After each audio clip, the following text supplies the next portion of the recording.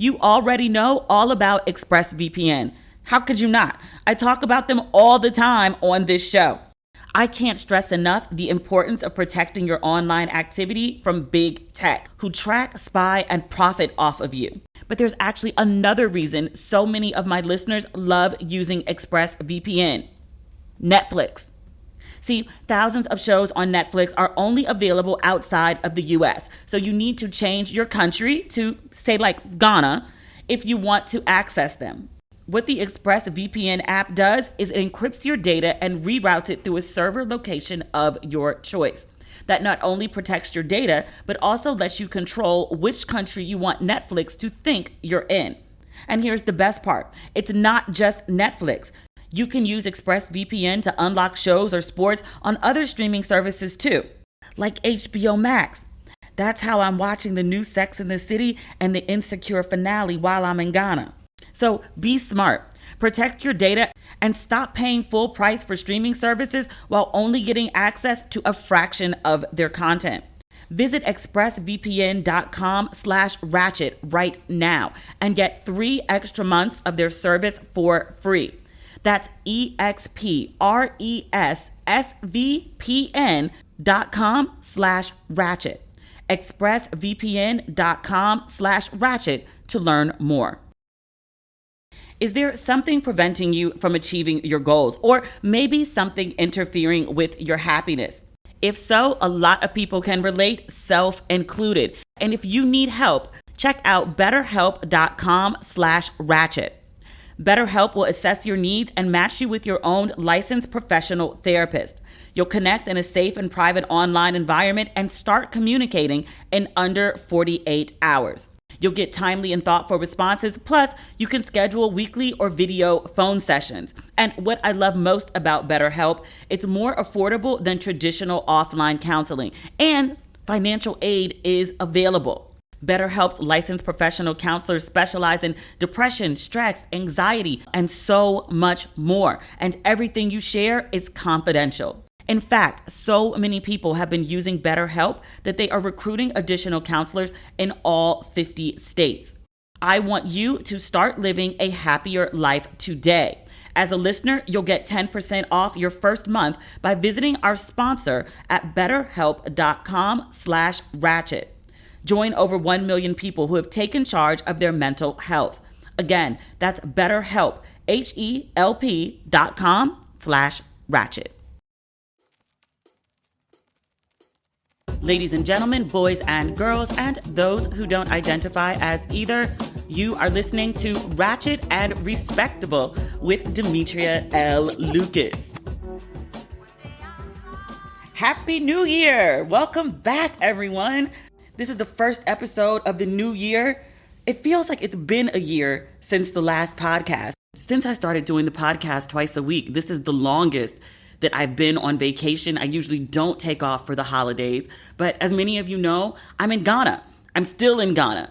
I know we talked about my trip to Ghana, but the most recent episode I recorded, I think I taped it like December 19th, and then I went to Ghana 2 days later. And I've been here, I think today marks 2 weeks that I've been in the country. I was originally supposed to leave today, but I extended my trip for at least another week. That's how much of a really good time I'm having in Ghana. Speaking of amazing good times, I think this might be a live episode or just very lightly edited. We'll see when I get to the end. I am on my 3rd hotel.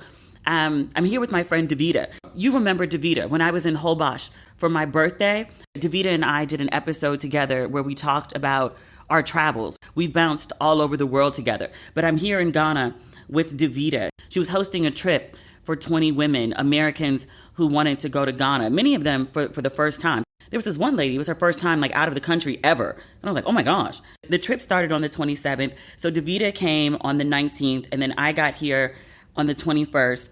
And we stayed in one hotel just to do Christmas. And then we moved to a new hotel, the Turn Up Hotel, for when the travelers came.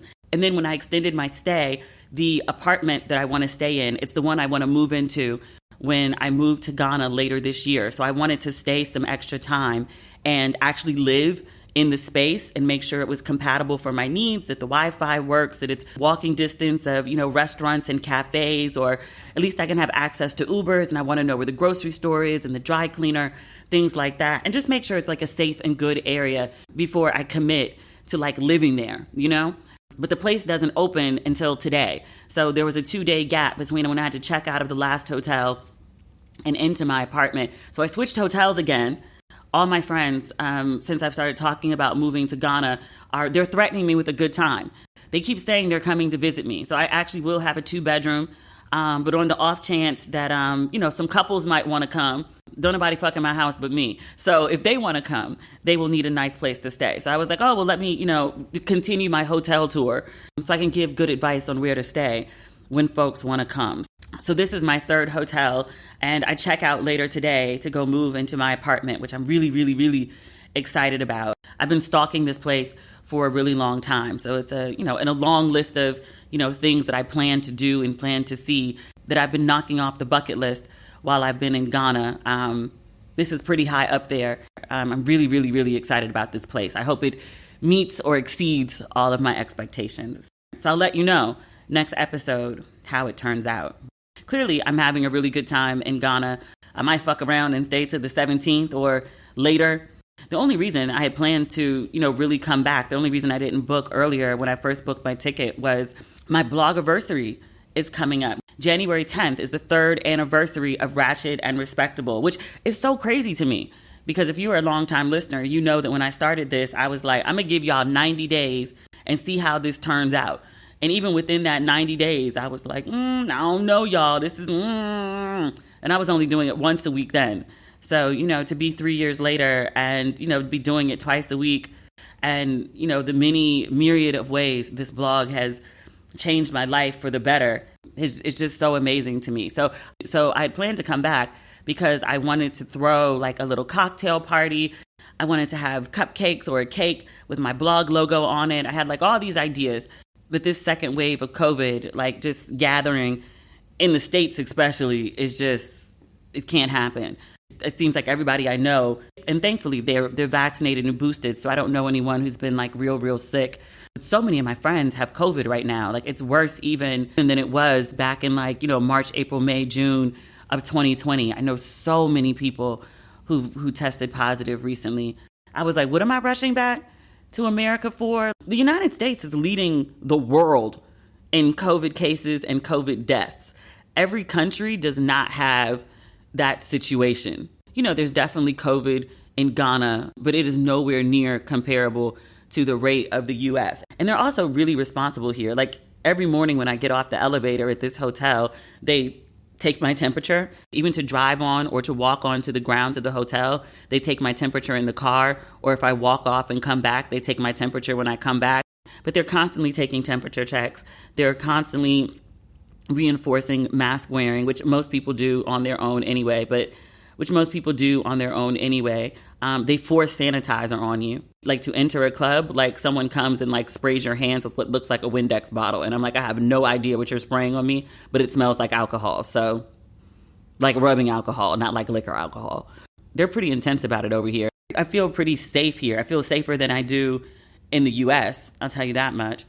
But yeah, Ghana's been amazing. I don't even know where to begin to detail it. Like I've been talking about a lot of stuff on my social media, but overall, like the parties have been like amazing. The food, amazing. The men, pretty amazing. Like I've had some interesting dating experiences, but I've met some like really dope guys. Like consistently the men that I've met here are of a, how do I want to say this?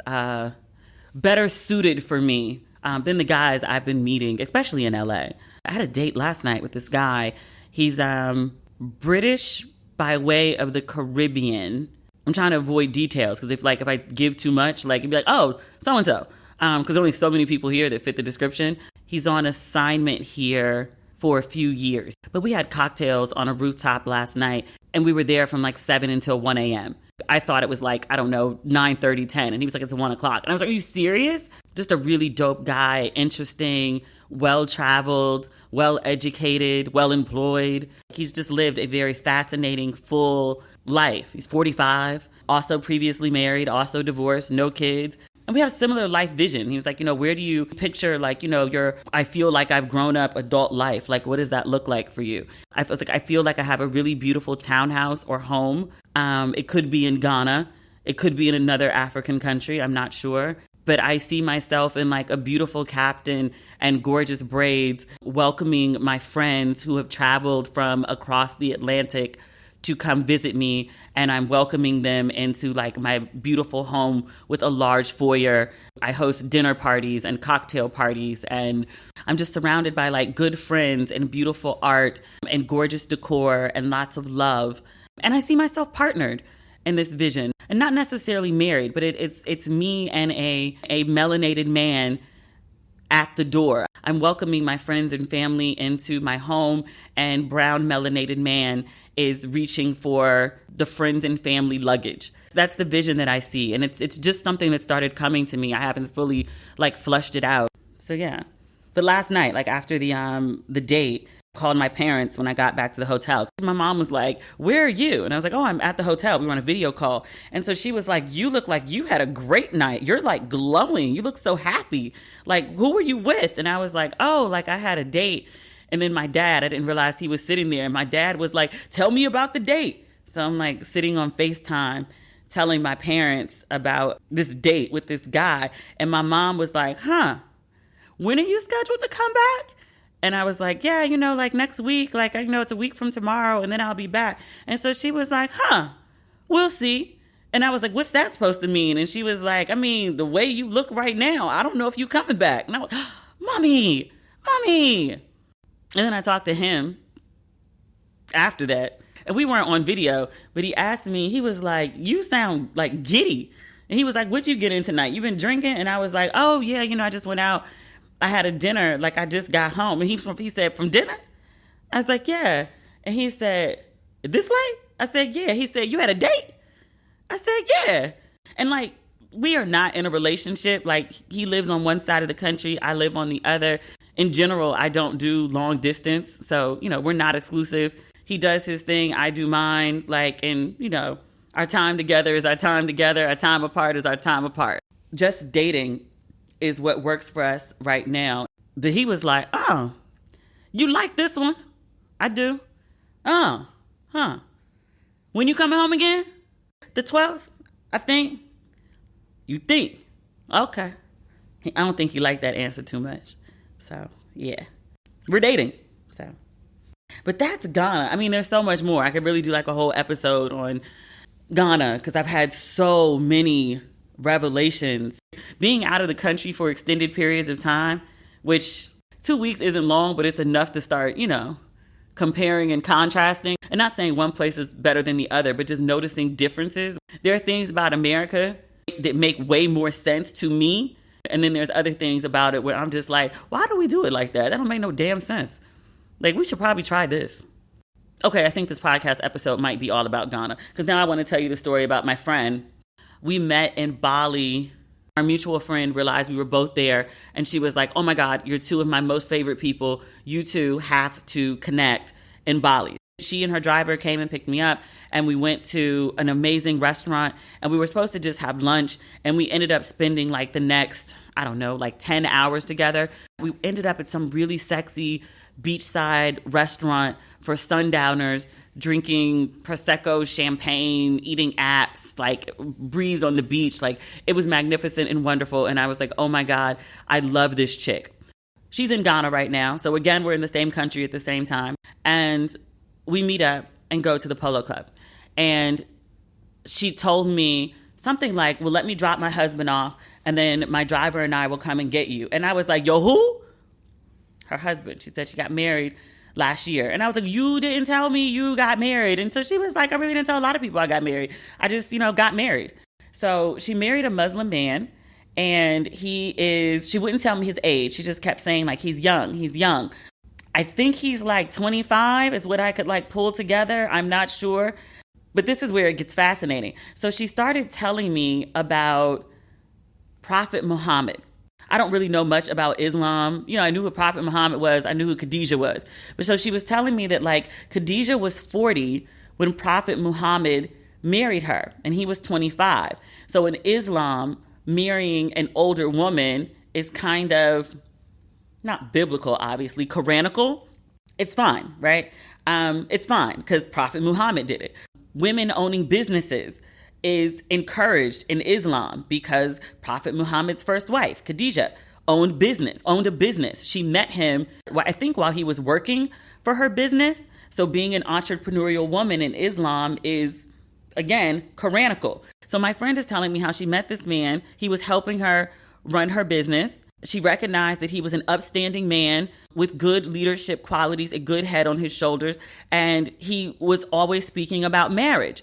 And so she was like, well, let me introduce him to some upstanding young women that I know. So this young man can meet a nice young woman and they can build, an upstanding life together. And so the man was like, I don't want no, woman my age. I want you. And she was like, come again? She was like, he had all the qualities that I said that I wanted in a partner. And he came in a beautiful package as well. But, his age. And then he's the one that explained to her about Prophet Muhammad and Khadijah and how they met, which were in the circumstances that they are now meeting and the age difference between them. So he was like, this is not a problem for me.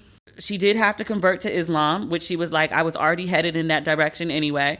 Asking her about the marriage. And I was like, is this like the US where you like go and get a license, or is this like a family agreement? So it is said, so it is done. Like, how is this working? And so she was like, no, she was like, it's like a marriage contract. You work with the equivalent of, I don't know the correct name. It starts with an I believe, but it's like a minister. Say like the person who leads a mosque. Forgive me for not knowing the right word. But they work in conjunction with him and they create a marriage contract that is multiple pages, and you detail out what your expectations are of your spouse. And it's everything from the number of times you have sex to parameters for taking on a second wife, financial expectations, how and where you expect to live, number of children, anything that comes to mind that you expect from your partner, down to like the most minute details, so that there's no misunderstanding about the expectations that you have for each other as a spouse, and that you're agreeing to the expectations that your spouse has for you. You write up this contract and then you sign this contract. And then when you go through the marriage, in case there is ever conflict, you refer back to the contract. And I was like, what? And so she was like, yeah, it's genius. And I was like, no, shit, it is. It's genius. I was like, why don't we do that in America? Because literally you just go sign a marriage license and like, you're not required to get counseling. Like, it's a good idea no matter how long you've been together, but like, it's not a requirement. I mean, I hope people have conversations about their expectations of a spouse, but then, I worked in the dating and relationship realm forever and a day. I promise you, a lot of people do not have those expectations. Like, well, I thought he would, do this and do that. And I'm like, did you tell him that? Then why you expect him to know that? I mean, it sounds like a grueling process to go through and list all these things, but I'd rather have them listed out and considered than not and be surprised. Be like, I thought you would. No. So, yeah. Feeling your best starts with what you eat. Sakara helps you to not just live a healthy, balanced lifestyle, but truly enjoy it with delicious plant-rich meals and functional wellness essentials that build a foundation for radiant health. Sakara is a wellness company anchored in food as medicine, on a mission to nourish your body through the power of plants.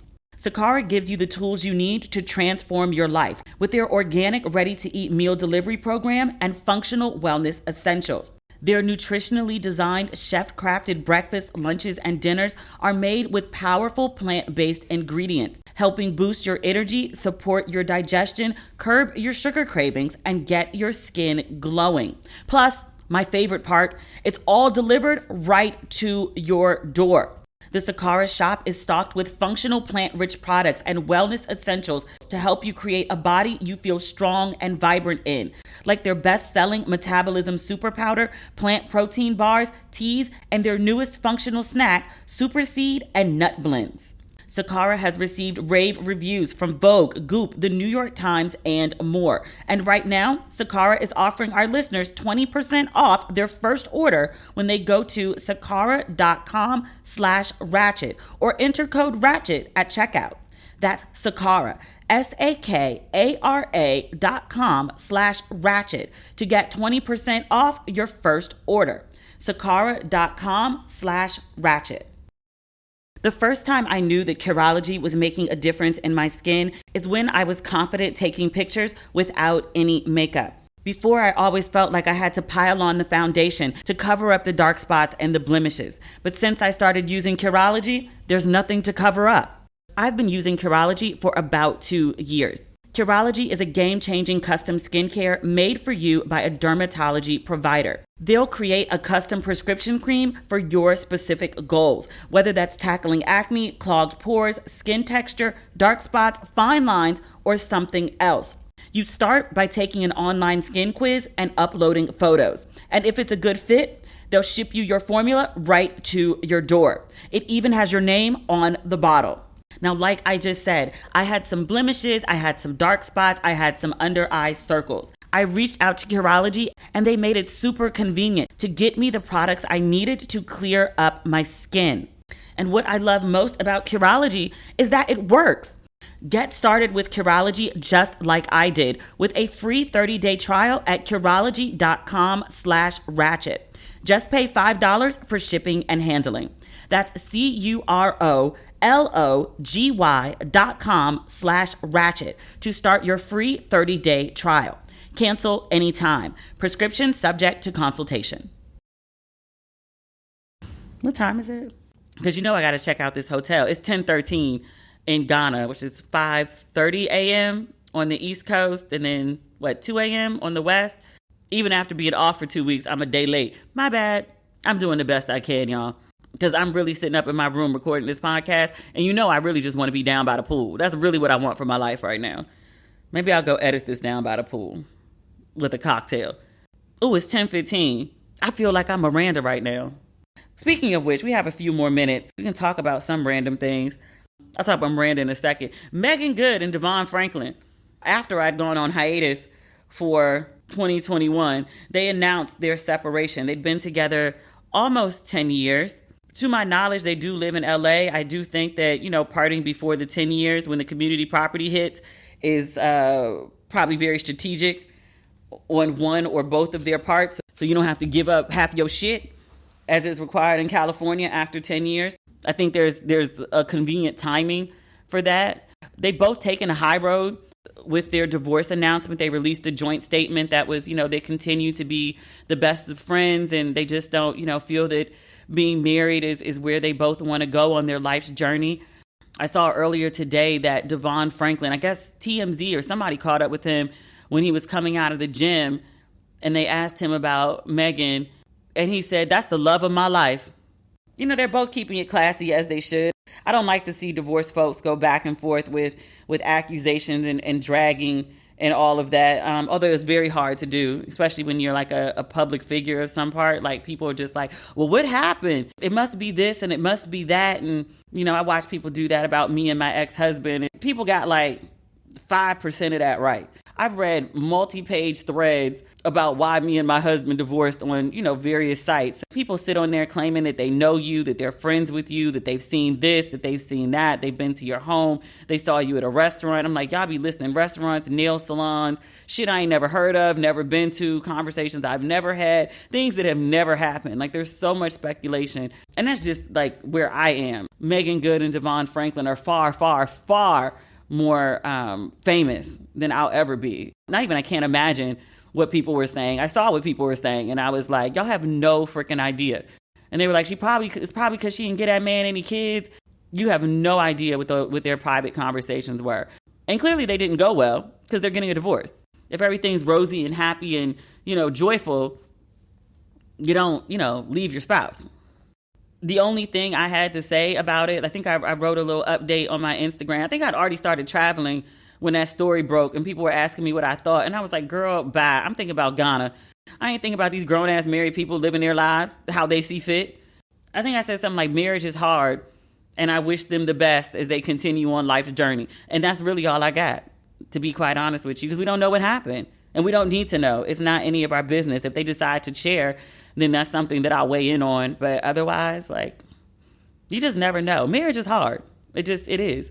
Most people who are married will tell you that. The people who be like, oh my God, my marriage is so perfect, it's so easy, we never struggle. Y'all are serial killers. Somebody go dig up them people's backyards. I guarantee you they got bodies, either humans or animals, buried in that backyard. Serial killers among us. Marriage is hard. You're trying to build a whole life with another person. That's not going to be easy. It shouldn't always be hard. Every day should not be a struggle, but there are times when it will be. And that's just inherent to the institution of marriage. I think that's important for people to talk about because people make it sound like it's all like roses and sunshine and romance and vacations. And, it can be those things, but it's also like the day-to-day minutia of living and building with another person. It has its ups, it has its downs. So.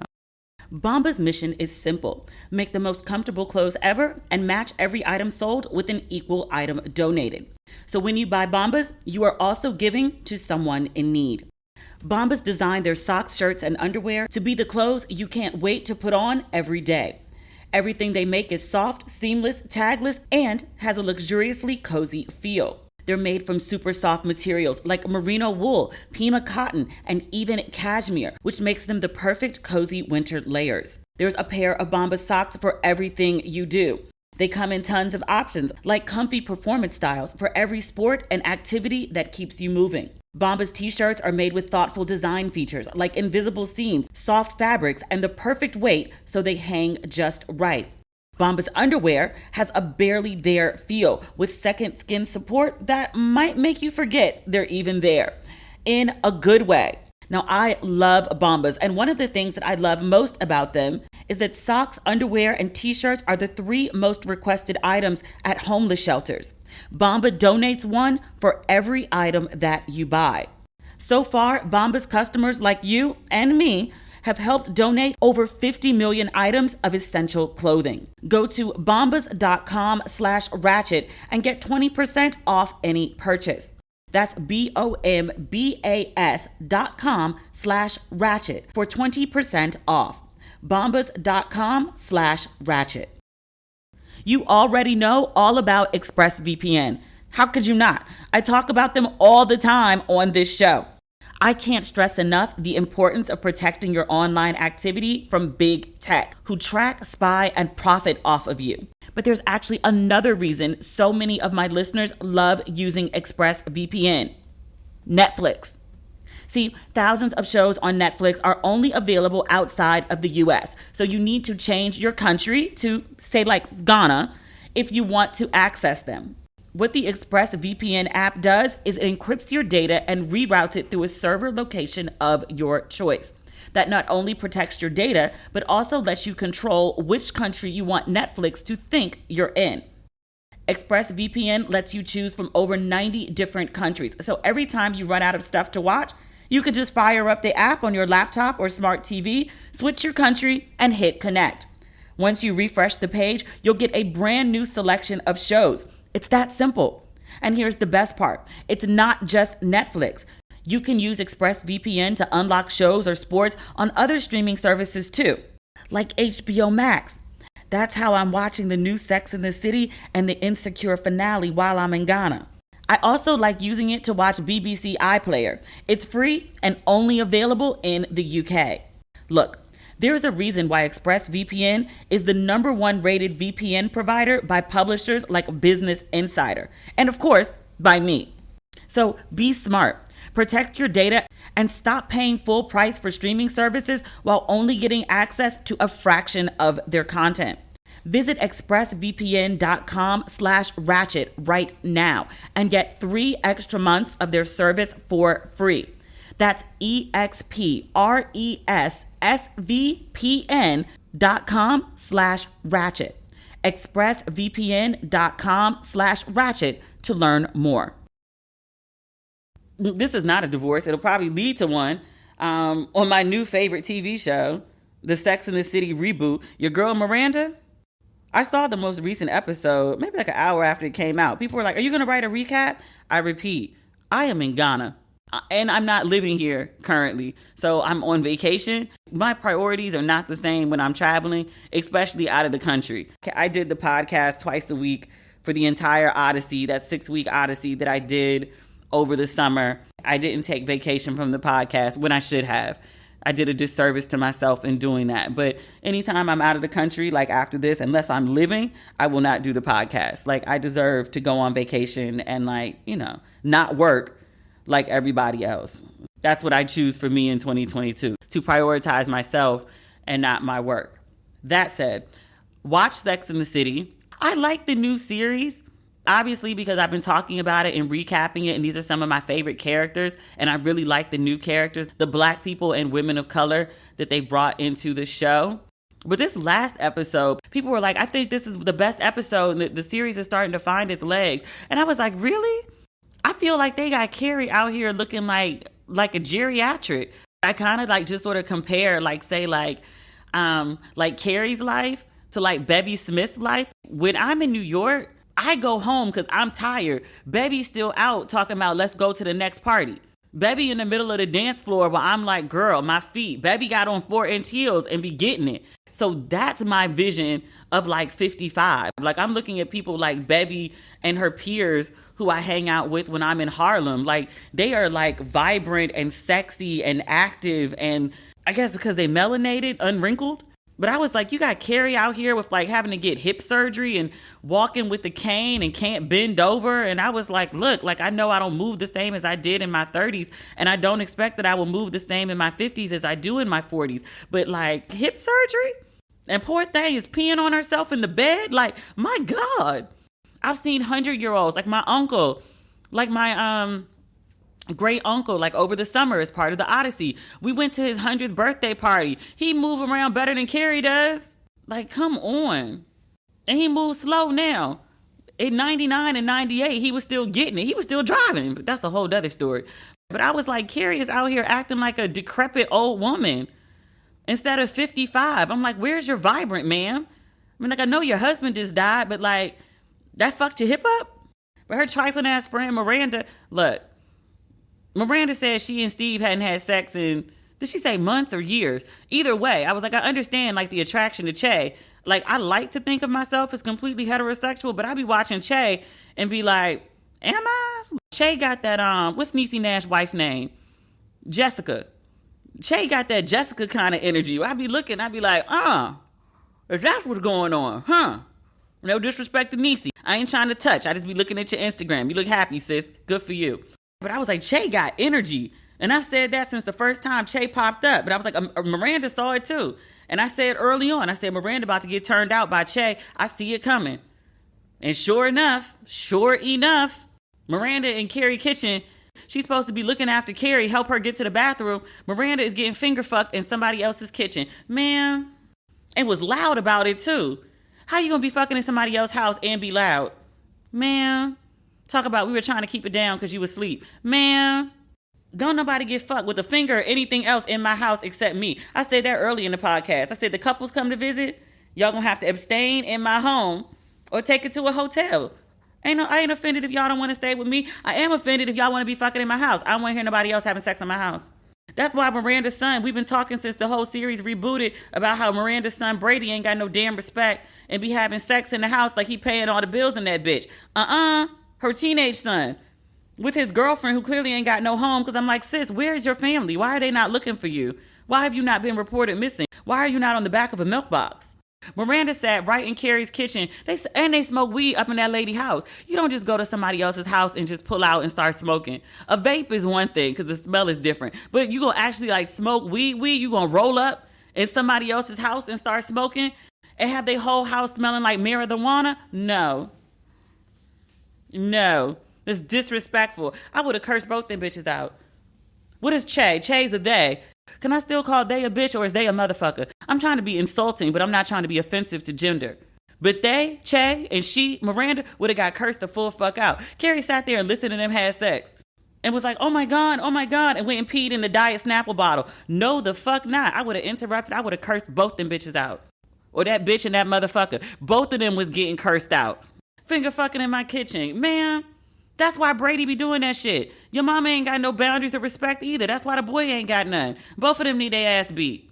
Miranda need her ass beat twice for being grown and not having no goddamn boundaries and misraising that child with no damn boundaries. Steve too. I was so mad when I saw that scene. People were like, oh my God, that was so funny. That shit was disrespectful. I was hot like it was happening in my house. And Carrie was like, what is going on with you? What is going on with you? Miranda was like, I'm miserable. I'm unhappy. Well, sis, we knew that. And then she wanted to blame Charlotte for sending her the drinking book. Come to find out she ordered that shit when she was drunk and forgot. Ma'am. At least she did pour the liquor down the sink at the end. She told Carrie, she's like, if I thought I had a drinking problem, I would immediately stop. When she got the reminder, how did you enjoy XYZ book? She was like, oh shit. Speaking of which, we've had conversations on here about like the orgasm gap, right? It's the idea that like heterosexual women are having way less enjoyable sex and far fewer orgasms than queer women, lesbian women, basically all women who are not heterosexual. Cis-het women who have sex with cis-het men are having the worst sex ever, essentially. So while I don't condone where Miranda had the sex, and you know that she shouldn't have been having it with someone who's not her husband, but she ain't fucking him either. Not that it's okay, but, you know, in context, I understand. Don't condone, I understand. But I was like, is this the kind of sex that, you know, lesbians or non-binary people are having? Queer people are having? I was like, are these the kind of orgasms you're having? Because man was yelling from the mountaintops. I was like, how many fingers does Shay have? I said, what these queer people know and these lesbians know that I don't know? What y'all doing? Can you teach it to men? I saw some thread the other day. This guy had asked, he says, what does sex feel like for a woman? And the answers were terrible. Basically, they were like, that in general, the men that women are having sex with don't know what they're doing at all. They get off, but nobody else is, which speaks to the orgasm gap. Man was yelling to the mountaintops. You would have thought Chase showed up with that Hitman Holiday, that Nick Cannon, that Trey Songz, that Safari. You know, he never did make that sex toy. He was supposed to make a mold of his penis. I was like, sir, you would have made $20 million easy. You must not want money. That man has the rod of God. That's probably going to be the title of this episode. I am completely sober. It's 10:31 in the morning. This energy that I have right now is how I is how I am the entire time I'm in Ghana. That's why I want to move to this place. Like, it gives me the energy of like when I first moved to New York, to Brooklyn specifically, when I was 22. I moved to New York when I was 20. I moved to Brooklyn when I was 22. But this place gives me the energy of Brooklyn at 22. It's a playground to be explored. I'm on 10 every fucking day. And now I'm going to go edit this by the pool. There's so much more to talk about because it's been 2 weeks and we haven't spoken. Thanks for listening. I've got a whole new perspective on this podcast now that I've been in Ghana and just seeing the reach of it and the doors that it opens. This thing has been such an amazing blessing, and it's because of you listening. So I thank you. I appreciate you. Oh, last thought. Rest in peace to Bell Hooks, who died in December. And then also to Betty White. She was about 3 weeks shy of her 100th birthday. She died on New Year's Eve, I believe, at 99 years old. She was a blessing. She was absolutely hilarious. And at 99, she acted younger than Carrie on Sex and the City. I like the show. I just need them to stop making everybody act so old. Like, where's the vibrancy? I don't need like Miranda finger fucking in the kitchen level of vibrancy. Like, yes, I'm like, I don't need, that's like teenage shenanigans. Like, man, are you having like a second adolescence? Like, your kid ain't even out the house yet. You acting up already? I will. All right. We will talk again on Friday. And if you need updates about what's happening in Ghana between now and then, you can follow me on Instagram. I haven't really been posting to my main Facebook page. If you want to follow Ghana for the remaining week of the trip, that is the best way to do so. Because the recaps I do on here just don't do justice for like the day-to-day stuff. Like, so much happens every day. I could be doing an episode every day of what's going on in Ghana. So if you want the play-by-play as it happens, follow me on Instagram, follow my stories. So that's not everything. That's not close to everything. But I still want to talk about Nene and her new man and dating publicly, no less, 3 months after Greg's in 3 months after her husband's passing. Which I guess ain't really much to say, because I'm like, with all due respect, Greg is gone and is not coming back. Nene is alive, and life, literally life, is for living. I saw she got a new man with some gray hair, a quote-unquote age-appropriate man. They say he's a fashion designer. He's from Nigeria. I said he got real money or fake money. But knowing Nene, he got real money. I ain't saying she a gold digger. I'm saying she don't strike me as a woman who fuck with broke niggas. I also saw that she been running around with a young boy. I mean, a young boy got like Pop Smoke braids, young boy. Like a young man clearly in his 20s. Them boys in their 20s got broad backs and a lot of energy. I hear they take direction well. I ain't saying, I'm just saying. All right now, y'all. We'll talk again next week. We'll have much more commentary on Friday. We'll see if we can catch up on so many of the things that we missed over the break, including that Insecure finale, because I didn't mention it this episode. We'll save it. And Will Smith's book. I read it. I have thoughts. Oh, we're not done. If you have not picked up your merchandise for Ratchet and Respectable, it is available on the website, demetriallucas.com. Most of the stuff is available. Some of the stuff has been restocked. I just haven't announced it yet. There's another merch drop coming. It's my anniversary celebration. I said this phrase on a podcast, feminist lips and ratchet hips. So those shirts are coming, and they're coming in black and white. That tee and hoodie, I think, are coming. There are no like black crew necks available in the United States. At least there weren't when I left. And then Ratchet and Respectable, the signature tee in black and gold is coming. And a new colorway for Shut the Fuck Up is free. This one is black, white, and podcast greens. Okay. I miss you, clearly. I have so much to say. We'll talk on Friday. We're done now. For real this time. Okay, bye.